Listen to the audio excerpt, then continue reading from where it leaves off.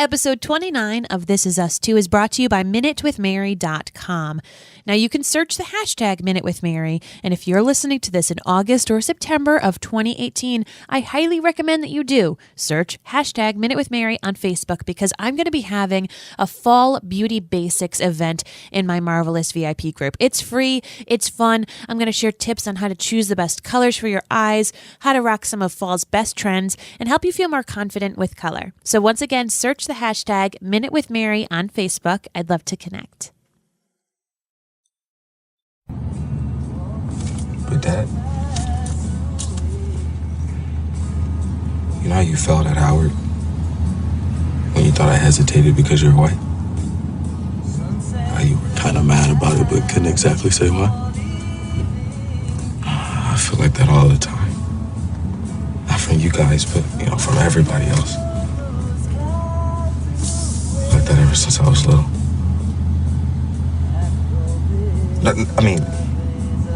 Not that that's your fault. Oh, Randall, come on. Come on, I get it. I just feel like I'm always gonna feel this way. Not like mad, but just off balance. Like everything's just gonna be a little bit more complicated for me.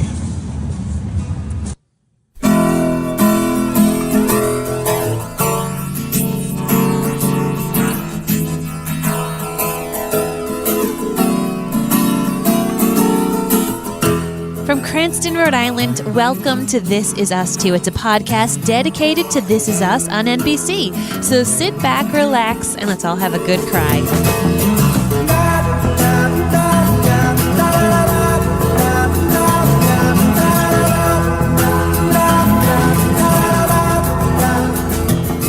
Hi, everyone, and welcome. My name is Mary Larson. My name's Blake, and I am extremely happy to report, no freaking spiders in the studio. No more spiders. For this episode. No more spiders. Thank goodness. For those of you who were listening to the last episode, or did not hear it rather, I had a massive spider hanging like an inch above my head. And that's Blake's biggest fear. And spiders, I have a legitimate arachnophobia type deal, and it's just absolutely terrifying.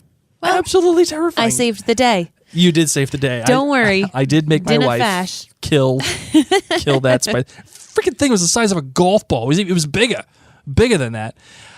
But, one of the experiences I had in my life was actually a big experience. And, this story was actually going to relate to this episode tangentially.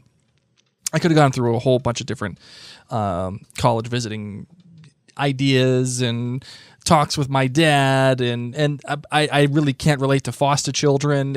I've never experienced that in my life. But the one thing I did experience in my life that was like a big eye opener was the first time I ever heard the song "All Things Must Pass." And this was the song that was playing over the montage at the end of this episode. Oh. And it's written and performed by George Harrison of the Beatles. And it's one of the most beautiful songs ever written. Like, there's not a question about it. Like, you thought I was like intense on Landslide. All Things Must Pass. Okay. Oh my God. And it reminds me of when I first heard it. I was a freshman in high school, and I was in my buddy Dustin's house, and he had like a garage, and there used to be like this pool pool table and / like music room, because his dad was a big musician. Okay. And he's a big musician, and they had a whole big sound system, and we used to partake in some greenery, some herbs, some greenery. I was the goody two shoe. I didn't play with herbs. No, you didn't. However, but I did. Yep. And I had just gotten into the Beatles like very heavily in 7th grade. So this was about 2 years later, and I had gone through all the Beatles catalog, and I've done everything. And my buddy Dustin, whose dad was a very big musician, was in all really cool kinds of music. He's like, dude, you need to hear this. And like, you know, like when you're a little kid, or like when you're growing up and like somebody passes you a CD and you're like, and they're just like, just listen, and you hear something that just connects with you and you just can't stop listening to it. It just blows your brain away. Yep. Dustin had the vinyl of this, of All Things Must Pass, the record, you know, like the album for George Harrison, the single, right? Well, the single album, his single career. And we put that album on and we just sat there partaking in some greenery for about 2.5 hours. And we just looked at each other like, whoa, I can't believe this. So anytime I ever hear All Things Must Pass, I always think of that kind of friendship and that kind of thing, that when you feel like you're when you feel like you're a kid and you're given something that just opens up your world and makes your life a little bit more textured, a little bit more detailed. And All Things Must Pass is certainly that for me.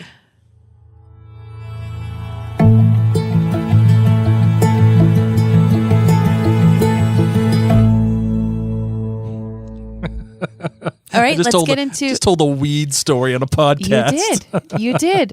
I'm going to let that sit for a second. So why don't you tell us some of the details about this episode? This one is entitled Number 3. This is the third and final portion of the mini trilogy within This Is Us for the first half. This is actually where the mid-season break happened for This Is Us. So episode 10 is when it happened. This was the final little bit of that. And of course, it's named after Randall, who was the third child that was added to the Pearson family, and it follows him in that way.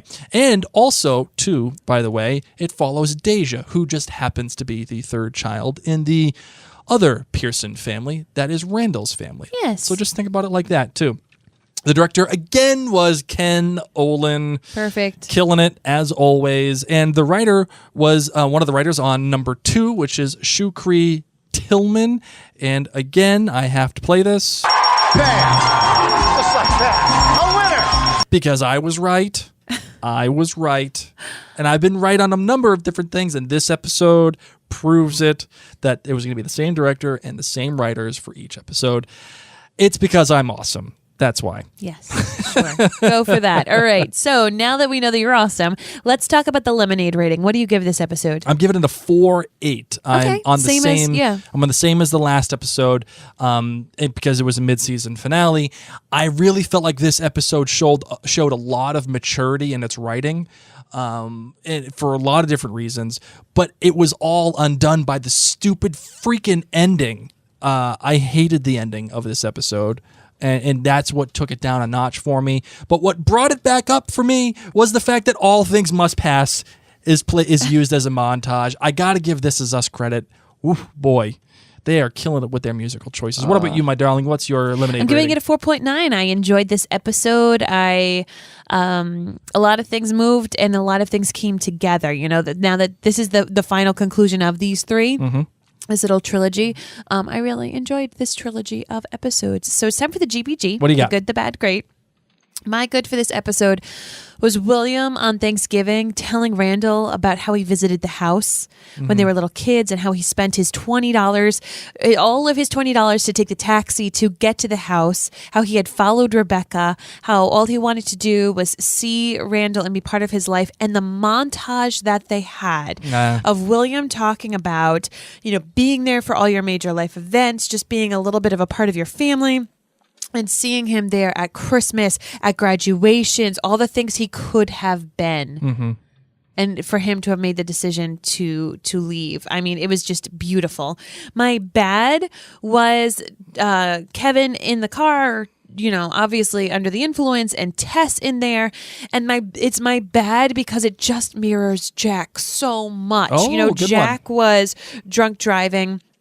in a previous season, and we had so much concern that the episode left, and we were like, oh God, this is like, they're pulling our strings. Like, is he gonna get into an accident? Is he not? Luckily, this all ended within this episode, so we didn't have to worry about Kevin driving drunk and the episode ending. We know that he gets pulled over. Thankfully, he doesn't get into an accident, but it just upsets me because he really is just so deep and so dark, and it's mirroring Jack, and I'm just hoping that this doesn't mean that Kevin dies young. Excellent job. And then my great is College with Randall. Can we all just be a fly on the wall once again, seeing Randall's sheer joy as he's this precious little nerd walking around that campus with a 5-year-old haircut style because he lives with a white family in white suburbs, and he does not really grasp there, nor does his family, unless he really likes to rock that style. But I loved how they had that little piece in, and how just at home and at peace he was.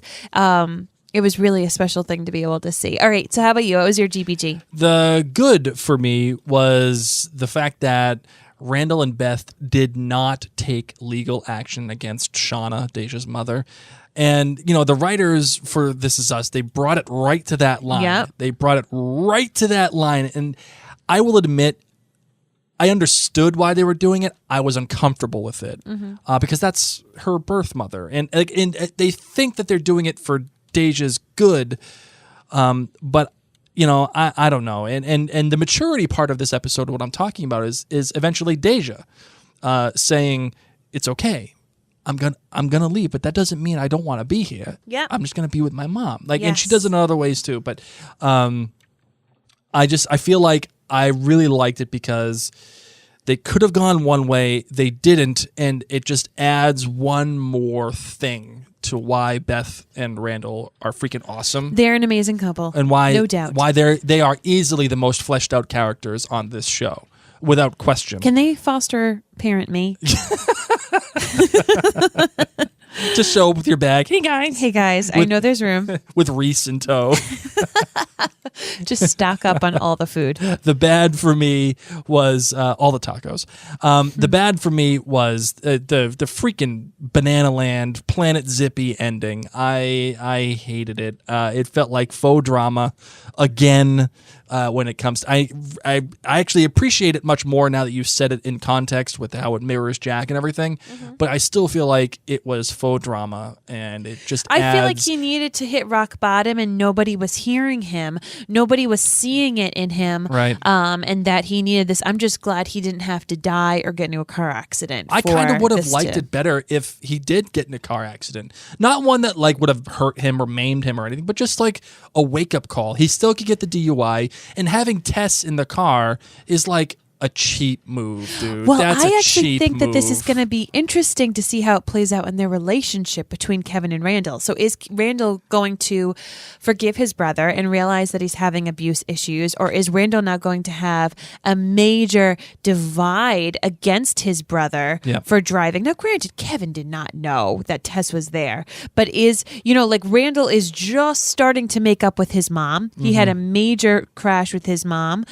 He just befriended Kevin. They finally have had something, and now this happens. So I'm actually looking at it at a perspective of what's going to happen with this relationship moving forward. Yep, right. So my great was the conversation between Jack and teenage Randall. And I kind of want to give a shout out to all the teenage actors throughout this little trilogy here.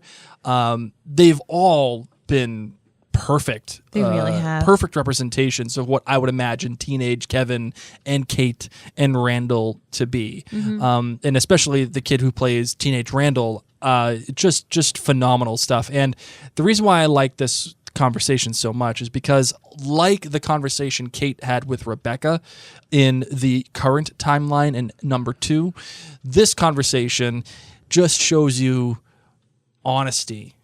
Just complete and utter honesty between a father and a son. It wasn't something that was angry. It wasn't something that was set out of spite or hurt. It was just uncomfortable, and it made it real for Jack. The uncomfortable feeling of him being at Howard is the same exact way that Randall felt throughout his entire life, and now Jack finally has some perspective on that, and that is a huge step in their relationship. And Yes. the way that it was shot and everything, it was a good, genuine conversation.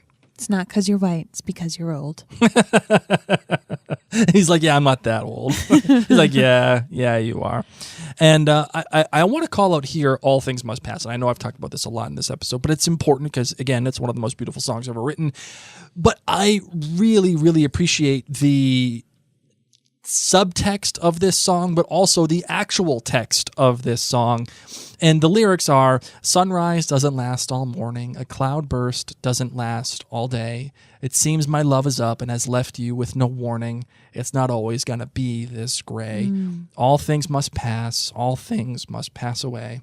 And sunset doesn't last all evening, a mind can blow those clouds away. After all this, my love is up and must be leaving. It's not always gonna be this gray. So I must be on my way and face another day. Now the darkness only stays at nighttime. In the morning it will fade away. And daylight is good at arriving at the right time. It's not always going to be this gray. Oh.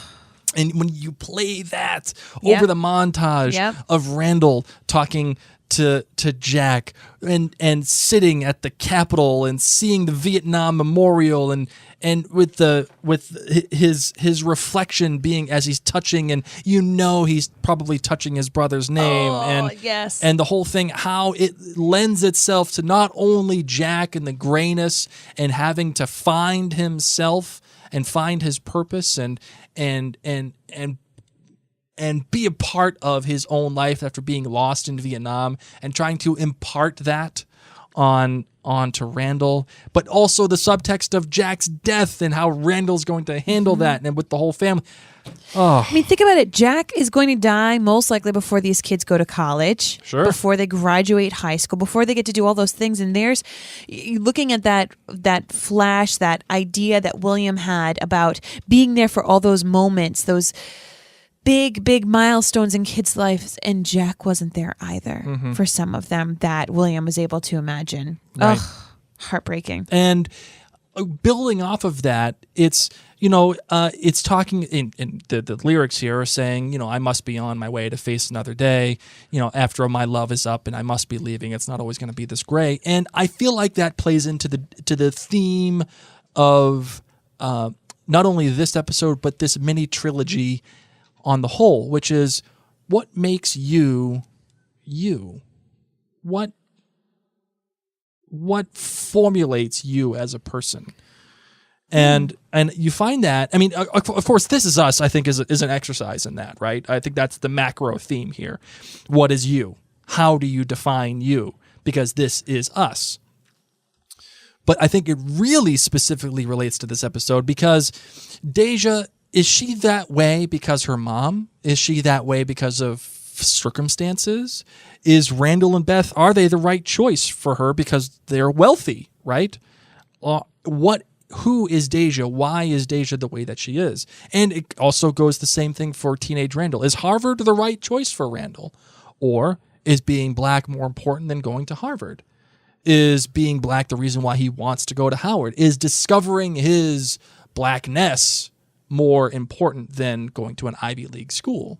What makes you you? Right? Yes. Deja calling Randall my foster dad. Oh, and my heart. Again, finding her spot. What makes you you? Is Randall her dad? Is he just a foster dad? What is that relationship like?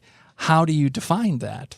Melted my heart too. Oh, so good. Just incredible stuff. I know that you're giving Kevin a lot of flack about the driving and how that all went down. Yes. I'm actually not on the hating bus for it. I'm not. I just feel like Kevin has been crying for help and nobody has seen it. And I'm upset that nobody's seen it. But everybody's had a lot of stuff going on. I mean, think about it. Randall and Kate have just lost a child in one way, shape, or form. Sure. They've just lost it in the same time frame. And so Kevin feels stupid.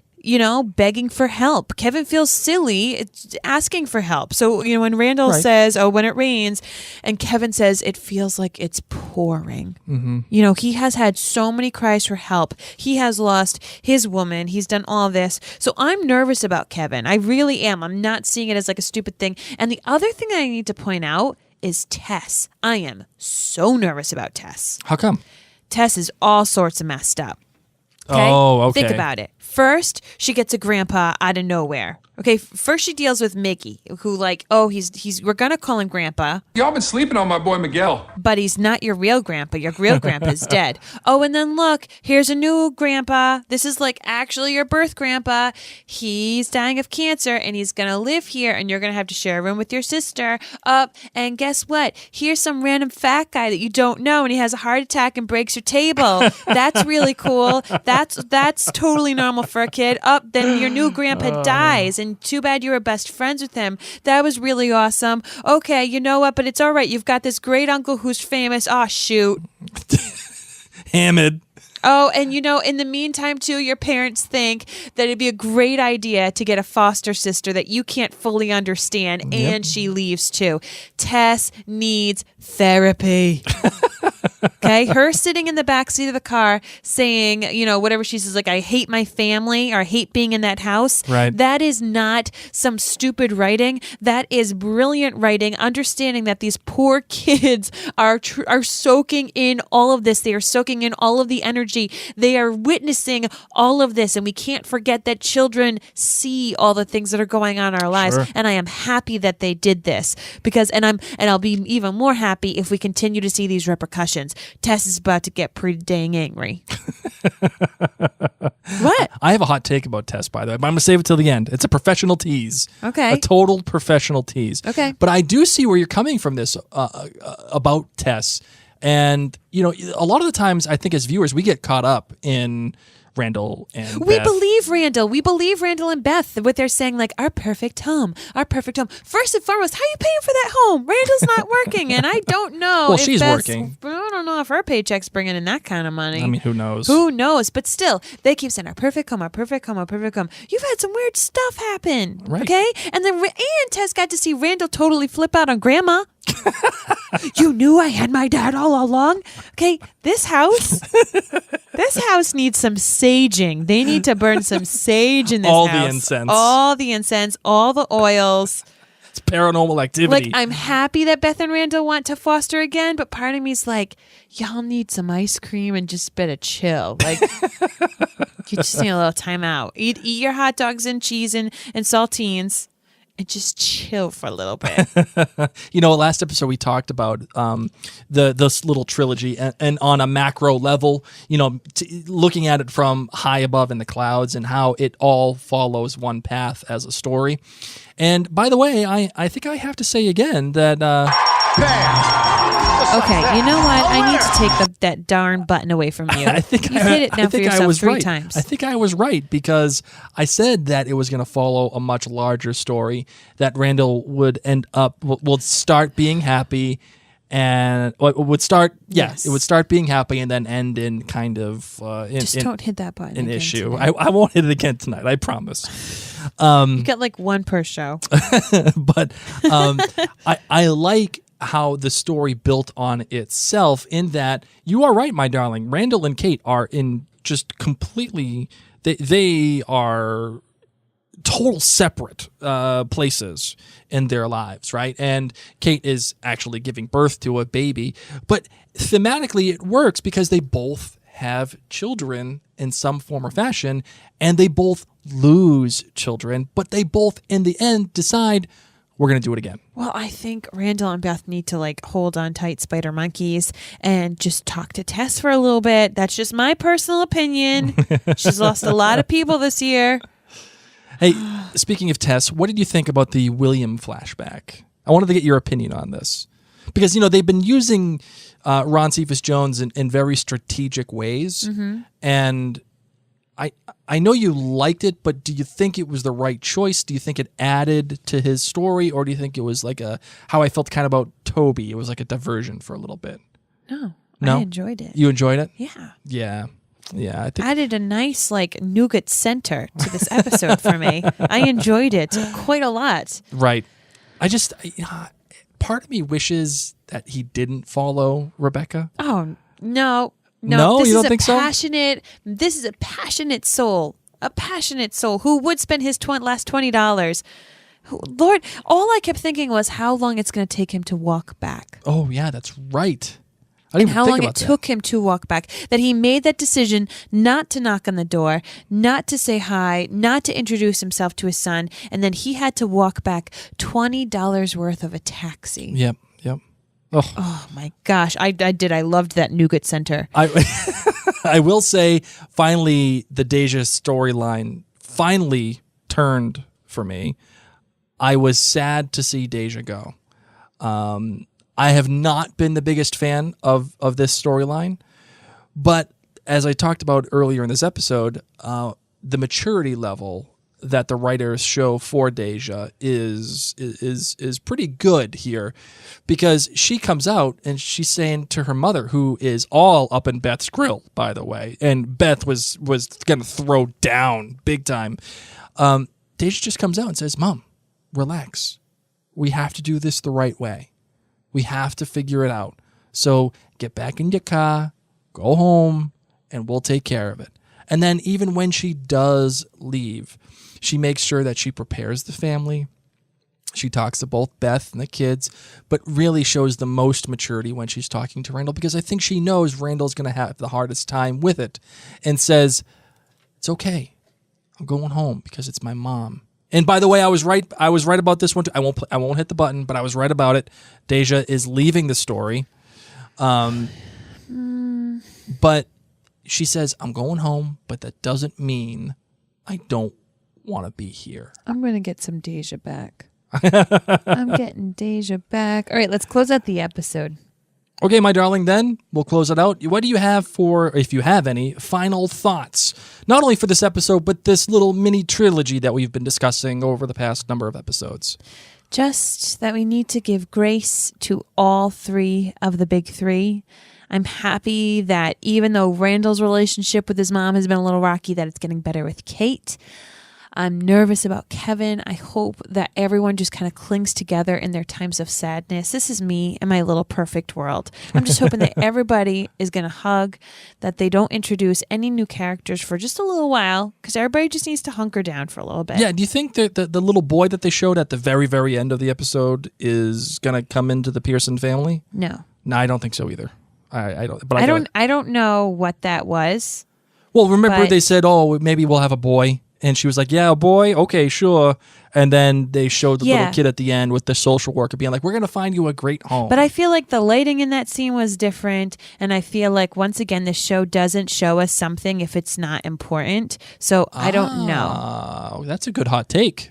Thanks. That's a good hot take. I just feel like it looked different and I didn't know what was going on. But I was like, this doesn't make sense because it's coming back. That's a good hot take. I like that. That's a good misdirection from the writers if that's the case. Damn, that was good. You've been bringing it for the past number of episodes, kid. Oh my gosh, thanks. You've been bringing it. Final thoughts from me. I do pick up on things. Final thoughts from me. When Jack was talking to Randall about like, okay, well, what about Harvard? All I could think about was Jess in Gilmore Girls being like, "Why did you drop out of Yale?" I think Milo has made like this like little niche job out of being like, "What the hell, dude? Like Ivy School." Yes. And I think also too, when you look at the thing, like as you look again at this little mini trilogy within this season, you see all of the things that are happening all at once for both Rebecca and Jack. Both of them are dealing with their children on multiple levels, all happening at once, whether it's Kevin's college visits, his injury, Kate applying to Berkeley and not telling her mother, or Jack having to reassure Kevin or go to college with Randall. This is all transpiring within like the same day. A day or two. The same day. Can you imagine that? Like that is a lot. And I have to give them credit for how they've written this and how they've given perspectives on each of the things. And I think leaving this first half the way that they did with these 3 episodes, I think it was a good choice. I concur. I think it was a good choice. So I'm gonna go with that. Any no puzzle watch 2018. Just watch your fuse box. Just watch the fuse box or the breaker box. And your hot take, my darling. I already gave it. Well, do you have any other hot takes, or is that okay? So you don't know about the boy. It could be something. You think it's a misdirection. Oh, by the way, I didn't play the. Dun, dun. So you think the little kid's a misdirection? That's your hot take. Yes. I don't know what's going on, but I don't think that boy is coming over to the Pearson's house. And it's certainly not Randall, obviously. So yeah, correct. I don't really know what's going on, but it just didn't. I saw that as a ... We'll see this again. Okay, I'm with you on that one. I'll co-sign. I don't know if he's gonna be going to Toby and Kate.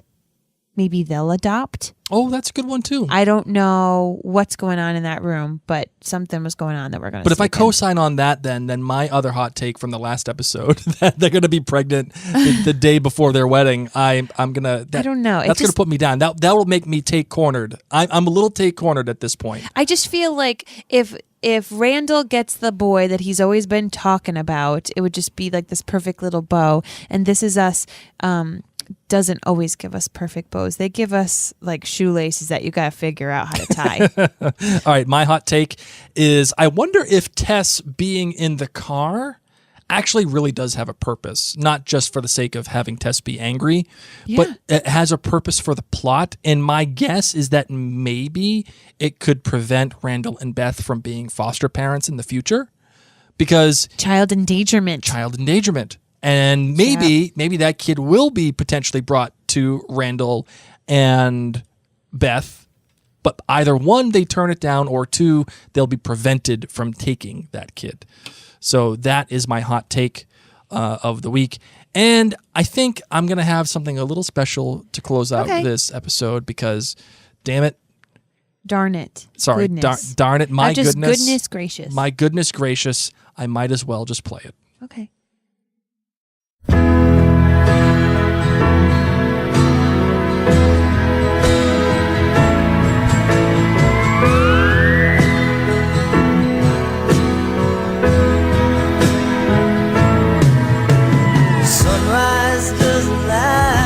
Ladies and gents, we are at the mid-season finale, even though we're watching it like after the show's already been done. But if you've been watching along, thank you so much. And if you've just been listening to this episode, thank you as well. Blake and I are excited to be rocking and rolling in the home stretch, and we want to give a huge shout out to those of you who have taken the time to write a review in iTunes. You can do it on your phone, you can do it from your laptop or your computer. And AL1208 wrote, I've been a fan of Mary and Blake via Outlander cast and have been a fan of This Is Us since the beginning.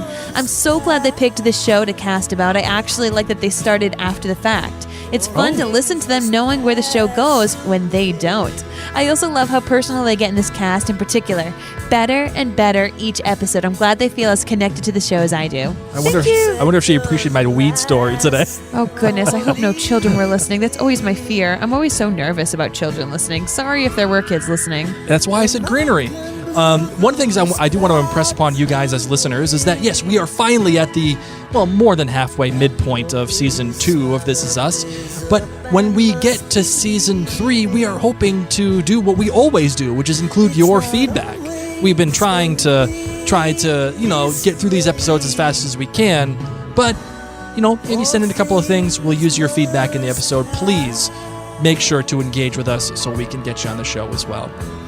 For now, I'm Mary. My name's Blake. And this is Us Too. All things must pass. None of life's strings can last. So I must be on my way. Face another day. Now the darkness only stays at night time.